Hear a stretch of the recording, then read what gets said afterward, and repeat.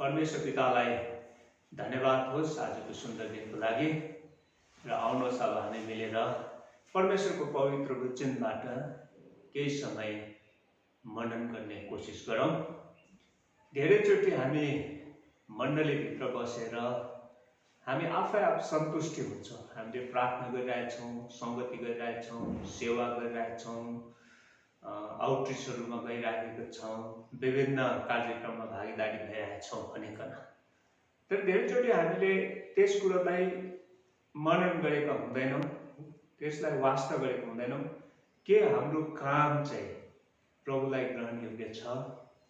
के प्रभुको वचन अनुसार हामीले गरिराखेको कुराहरू चाहिँ पुरा हुँदैछ? के परमेश्वरलाई यस कुरामा सन्तुष्टि छ? परमेश्वर राजी हुनुभएको छ? धेरैचोटि हामीले यो कुरालाई याद गर्नुपर्छ, तर याद गरेका हुँदैन।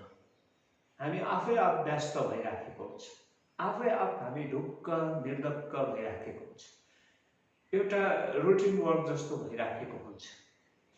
तर बाइबलले हामीलाई धेरैचोटि यस कुरोमा सजग गराउँछ, सतर्क गराउँछ कि परमेश्वर के चाहनुहुन्छ हामीबाट अनि कस्तो प्रकारले उहाँले दिनुभएको मिसन पुरा गर्नलाई हामी तत्पर हुनुपर्छ।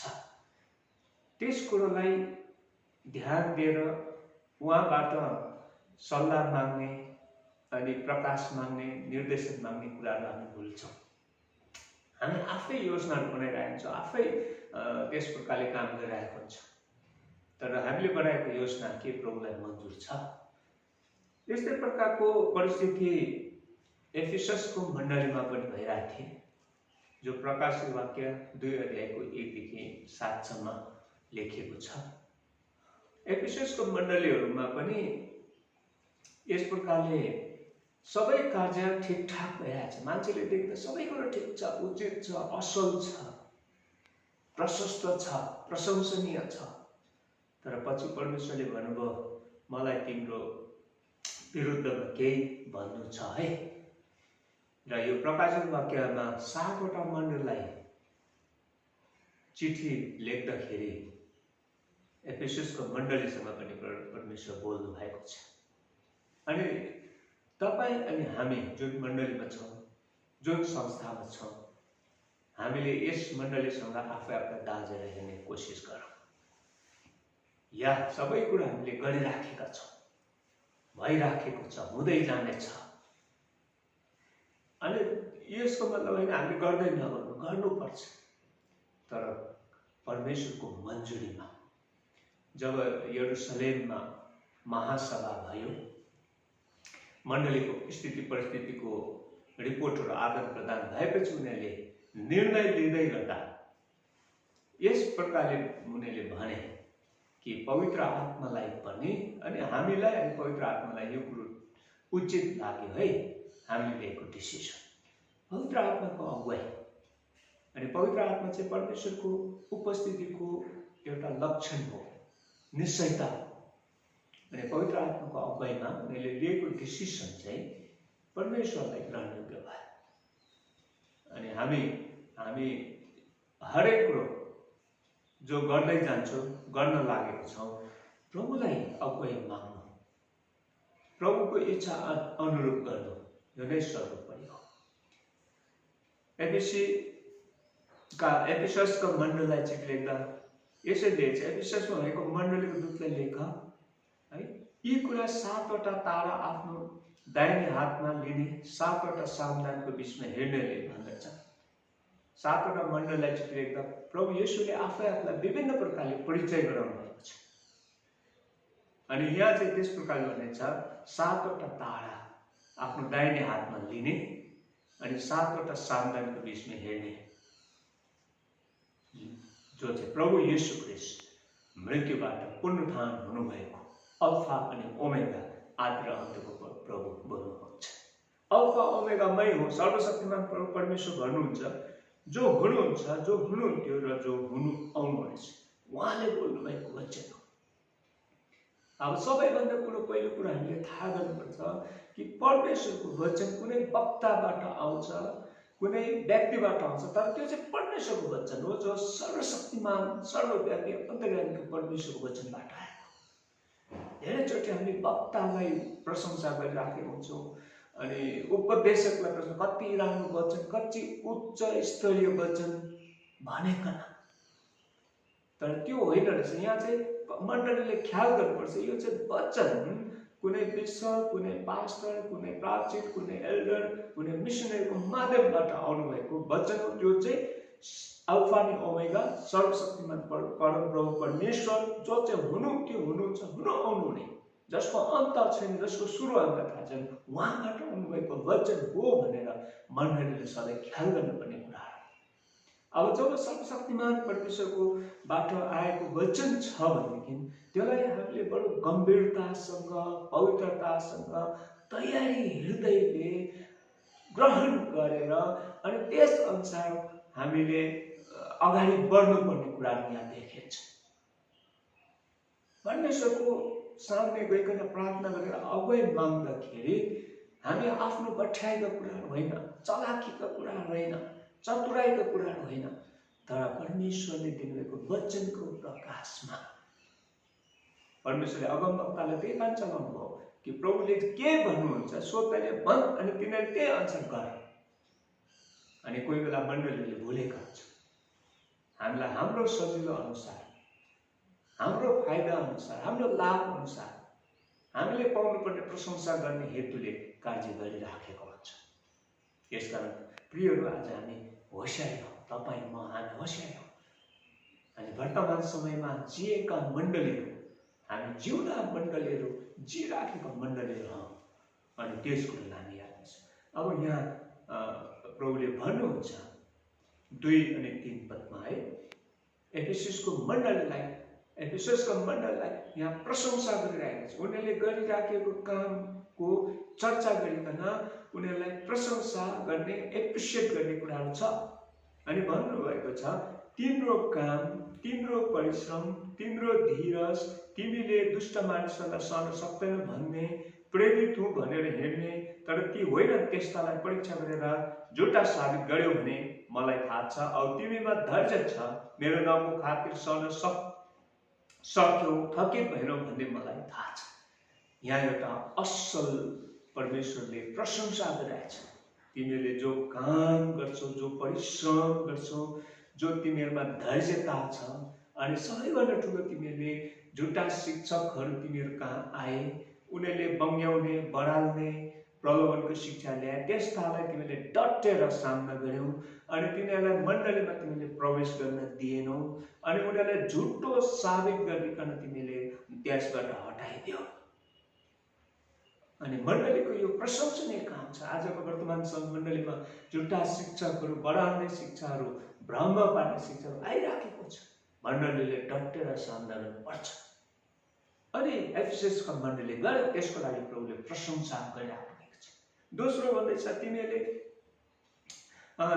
तिमीहरूको धैर्य अनि तिमीहरूको मेरो नामको खातिर तिमीले सहन सक्यौ। तिमीहरूमाथि सतावट आयो, तिमीहरूमाथि झुटो आरोपहरू आए, तिमीहरूमाथि दबाव आए, तर पनि तिमीहरू डटेर सहन सक्यौ। तिमीहरू थाकेनौ, तिमीहरू धैर्य भएर खडा हुन सक्यौ, स्थिर भएर खडा हुन सक्यौ।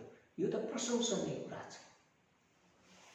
तर यी सबै कुरा हुँदै हुँदा पनि परमेश्वर उहाँलाई भन्नुहुन्छ, तर मलाई तिम्रो विरुद्धमा मसँग यो कुरा छ। हो, तिमीहरूको सबै काम भइरहेछ। अनि मण्डलीमा यी कामहरू कोही बेला एक्टिभिटिजमा सीमित भइराखेको छ। हरेक काम एक्टिभिटिज होइन प्रिय, हरेक काम इसाई जगतमा चाहिँ मिनिस्ट्री हो, सेवाको भावनाले अनि सेवा सम्झेर ग्रहण गरेर गर्नुपर्छ।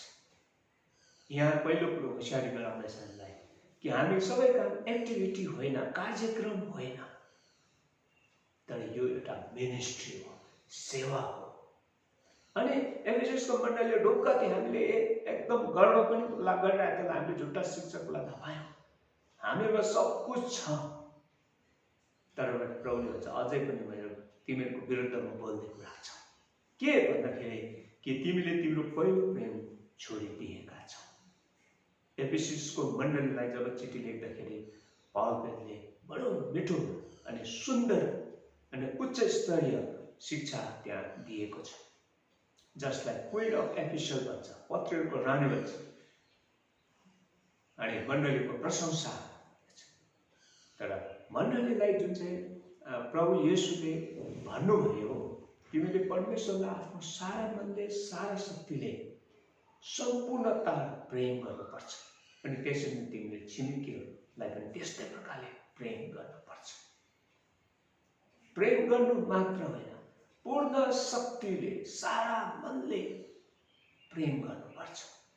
जब हामी पवित्र प्रभुको विधिमा प्रवेश गर्छौँ त्यति बेला यो पाठहरू हामी सम्झना गर्ने गर्छौँ। यो प्रभुले तिमीले नयाँ करार, नयाँ आदेश, तिमीहरू त्यस कुरोमा सेलिएर गएका छौ है। तिमीले पहिलो प्रेम छोडिदिएको छौ। हो, तिमीले परमेश्वर कक्षमा सेवा गरिरहेछौ, तर परमेश्वरले दिनुपर्ने जुन चाहिँ प्रायोरिटी छ, परमेश्वरले दिनुपर्ने स्थान चाहिँ तिमीले भुलेछौ। तिमीले परमेश्वरको स्थान ओगटिरहेछौ। प्रेम सेल्यो भनेदेखि मण्डली शिथिल बन्छ, विश्वासीहरू निष्क्रिय बन्छ, विश्वासीहरू निष्फल भएर जान्छ। गरिराखेको काम कुनै फल हुँदैन, कुनै आशिष हुन सक्दैन। त्यसकारण यहाँ एफिससको भन्छ तिमीले पहिलो प्रेम छोडिदिएका छौ। अब तिमीले त्यसलाई निहालेर हेर्नुपर्छ। किन छोड्यौ पहिलो प्रेम? किन त्याग्यौ? किन परमेश्वरको वचनलाई भुल्यौ? हो, तिमीले झुटा शिक्षा लागिरहेछौ, तिमीले परिश्रम गरिरहेछौ, काम गरिरहेछौ, सेवा गरिरहेछौ, अनि तिमीले मेरो नाममा 7-8 पनि सही राखेको छौ, तरै पनि तिमीहरूमा परमेश्वरको प्रेम, अनि त्यो चाहिँ सबैभन्दा ठुलो तिम्रो अगाधे प्रेम जो हामीमा हुनुपर्छ। कोरिन्थीको मनलाई चिठी लेख्दै गर्दा पौलले पहिलो कोरिन्थी 13 लेख्छ, तिमीहरूमा त्यो प्रेम छैन भने तिमीले स्वर्गदूतकै भाषा किन नबोला? त्यो एउटा एम्प्टी भेसल जस्तो हुन्छ, हल्ला गर्ने झ्याली जस्तो मात्र हुन्छ। तिमीले आफ्नो शरीरलाई जलाउन दिए तापनि त्यो व्यर्थ हुन्छ। तिमीले आफ्नो धन सम्पत्ति सबै बाँड्नु, त्यो पनि व्यर्थ हुन्छ। किनभने सबै कुरो ईसाई सेवामा चाहिँ प्रेममा निर्धारित हुन्छ। हाम्रो काम देखावटी हुनु हुँदैन। प्रभुले फरिसीहरूलाई गाली गर्नुभयो, तिमीहरू मान्छेले देख्ने हिसाबले प्रार्थना गर्छौ, मान्छेले देख्ने हिसाबले गल्ली गल्लीमा लामा लामा लुगा लगाएर प्रार्थना गर्छौ, अनि अनुयायी हुन्छ। तिमी त गुप्त ठाउँमा जाऊ, भित्री कोठामा जाऊ, तिमीलाई देख्नुहुने पितासँग प्रार्थना गर। यहाँ यो कुरा लेखिएको छ। प्रियहरू, अनि हामी यस प्रकारले सो अप गर्ने हेतुले होइन, कसैको प्रशंसा पाउने हेतुले पनि होइन, तर एउटा प्रेममा प्रेरित भएर जसरी परमेश्वरले हामीमाथि प्रेम गर्नुभयो, पुत्र येशू दिनुभयो, अनि पुत्र येशूले हामीलाई प्रेम गर्नुभयो, अनि आफै आफूलाई बलि दिइकन हामीलाई छुटकारा दियो। त्यो उत्कृष्ट सेवा। अब हामी लेन्टेनदेखि होली विकको समय आएछ, 5 सन्डे आएछ, यो सबै बलिदानी कुराहरूको सम्झना गर्ने। यो चाहिँ प्रेममा प्रेरित भइकन हरेक सेवा संगति, हरेक गवाईका कुराहरू, हरेक हाम्रो राखिएको हर प्रोग्रामहरू, त्यो चाहिँ प्रेममा भएर गर्नुपर्छ भन्ने कुरो चाहिँ यहाँ जोड दिइरहेछ। एफिससको मण्डली सबै कुरो ठिक छ, बाहिरबाट देख्दा ठिकठाक छ, सबै कुरो ठिकठाक छ, सबै कुरो वेल म्यानेज हामी देख्छौँ। मान्छेले देखेन वेल डन, अच्छा राम्रो काम गर्यो भन्ने प्रशंसा यहाँ छ। तर प्रभुले चाहिँ तिमीले चाहिँ पहिलो प्रेम छोडिसकेको छ। त्यो प्रेम छोडेको कारणले तिमीले गरिराखेको कामहरू व्यर्थ हुँदै जान्छ। तिमीले गरिराखेको काममा कुनै प्रकारको जीवन हुँदैन, किनभने प्रेममा जीवन छ, अनि जीवनले प्रशस्त काम गर्छ। त्यसकारण परमेश्वरले सल्लाह दिनुहुन्छ 5 पदमा, यसकारण कहाँबाट तिमी पतित भएका हौ सो सम्झ, प्रस्ताव गर, अनि पहिलो चाहिँ काम गर, नत्र त म तिमी कहाँ आएर तिमीले प्रस्ताव गरेनौ भने तिम्रो सामदान त्यसको ठाउँबाट हटाउनेछु। पहिलो भनेपछि तिमीले कहाँबाट चाहिँ पतन भएको छ, कहाँबाट तिमी गल्ती भयो, कहाँबाट तिमीले त्रुटि गरेको ठाउँ, कहाँ तिमी चुक्दै गयो, त्यसलाई पत्तो लगाऊ, अनि त्यहाँ सुधार, त्यहाँ बनाउने काम गर, नत्र अनि भन्दैछ तिमीले प्रस्ताव गर, पश्चाताप गर्नुको अर्थ त्यो हो, फर्केर आउनु, आफै आफूलाई सुधार्नु, आफै आफूलाई फेरि बनाउनु पश्चाताप भनेको त्यो।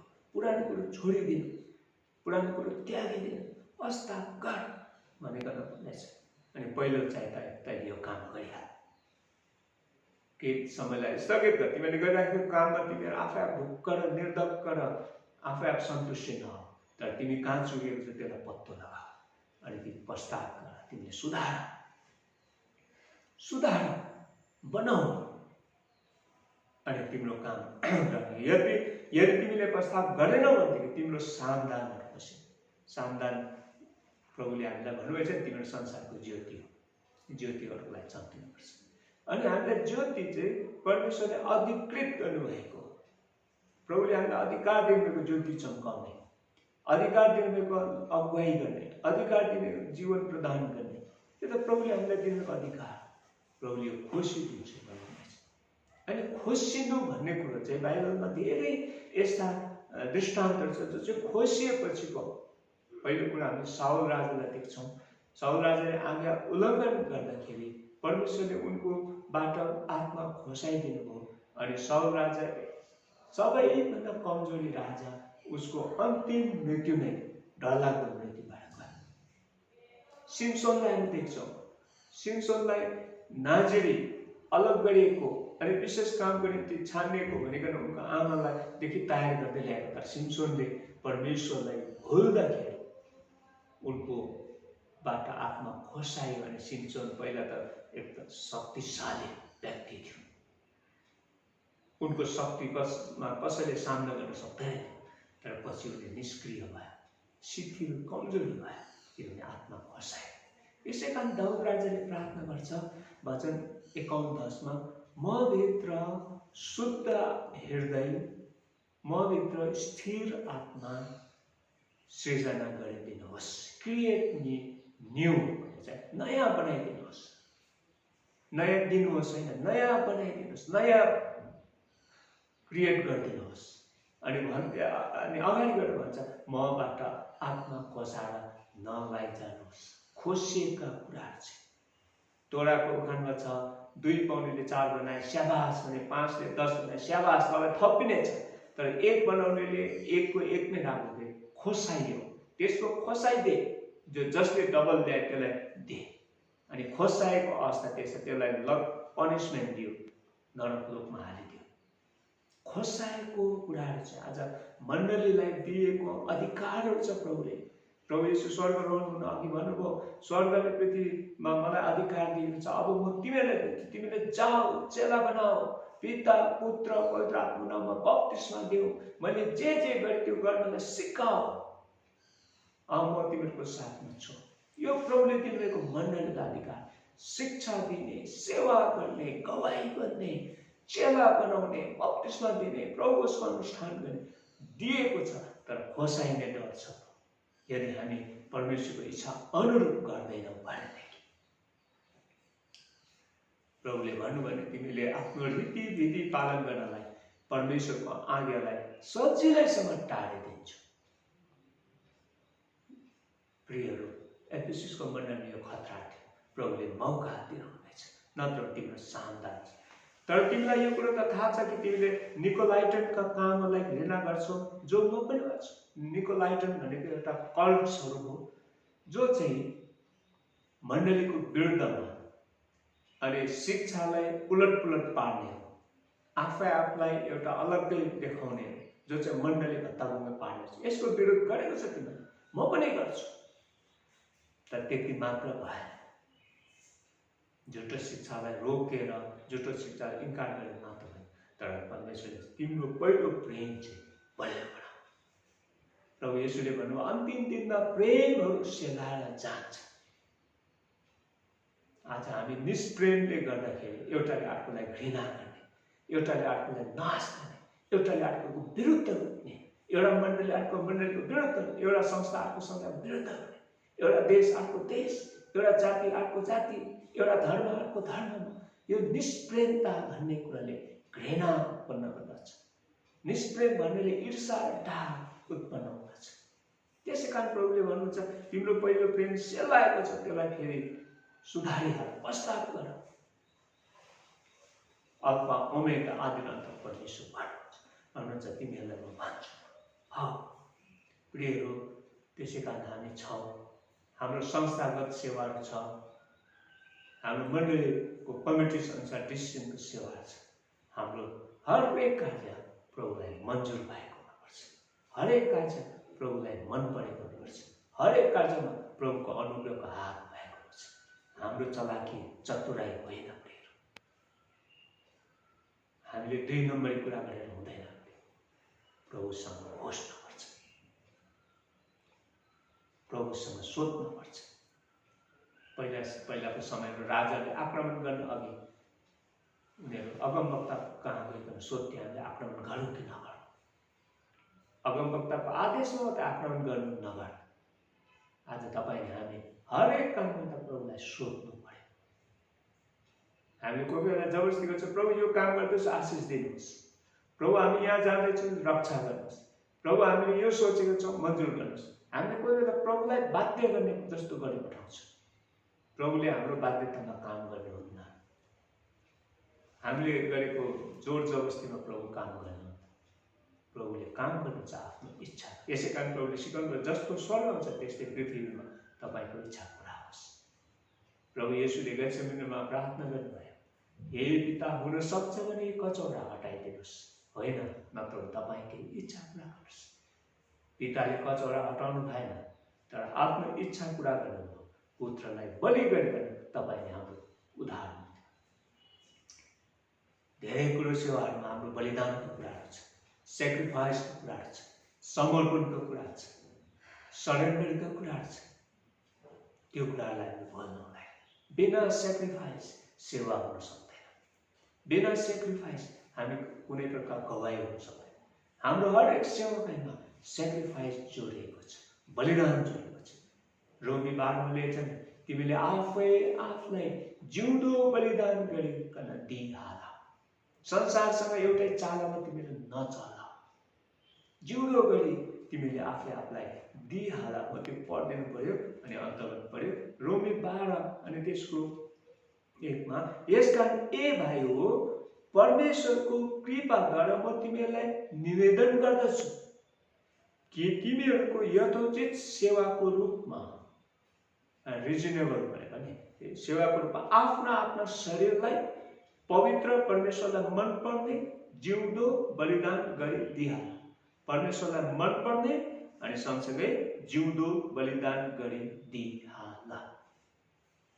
किनभने बलिदान चाहिँ जिउँदो पाठहरू चाहिन्छ, मरेको पाठहरू, मरेको पशु पक्षी हुँदैन, जिउँदो। अनि जिउँदो बलिदान गरी दिइहाल।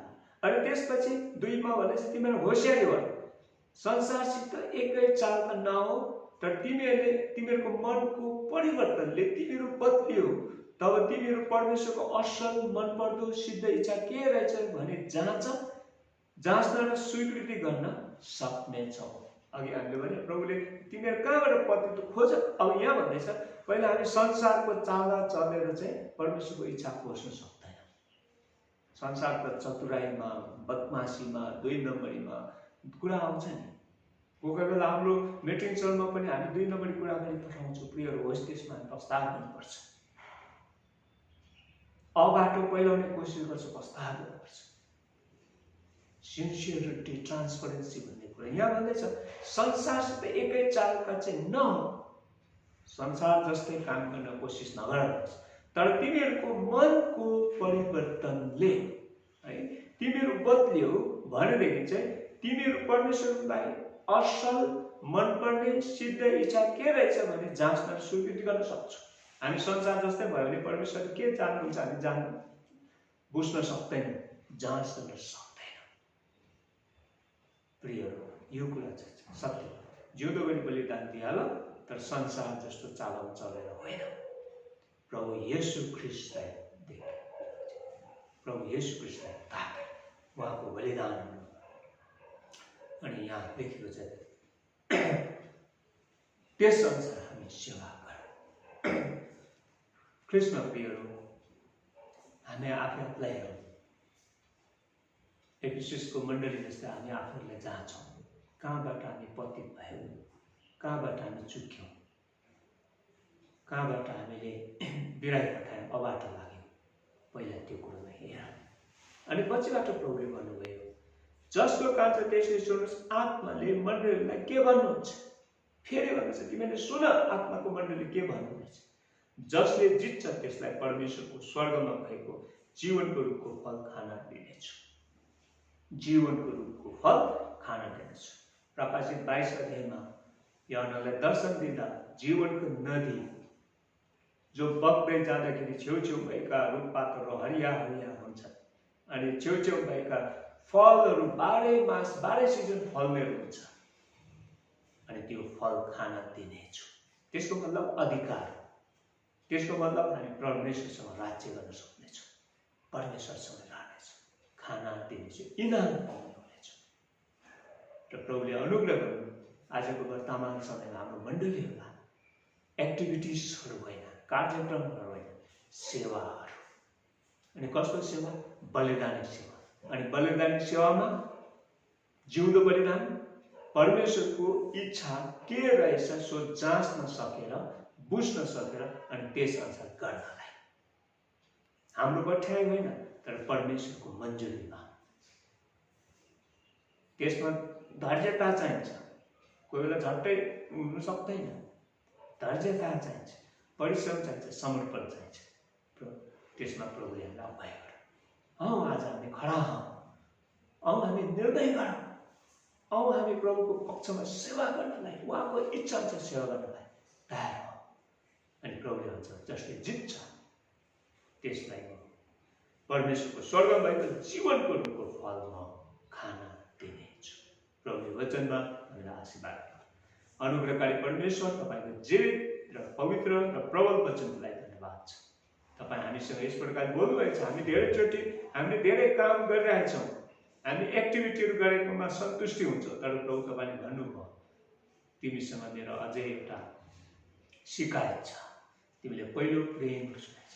हरेक कुरो परमेश्वरको प्रेममा निर्धारित हुँदछ, प्रेममा प्रेरित भइकन गर्नुपर्दछ। हाम्रो पठ्याइ, हाम्रो ज्ञान, हाम्रो बुद्धि, हाम्रो देखावटीले केही पनि हुन सक्दैन भन्ने वचन दिनुभएकोलाई धन्यवाद छ।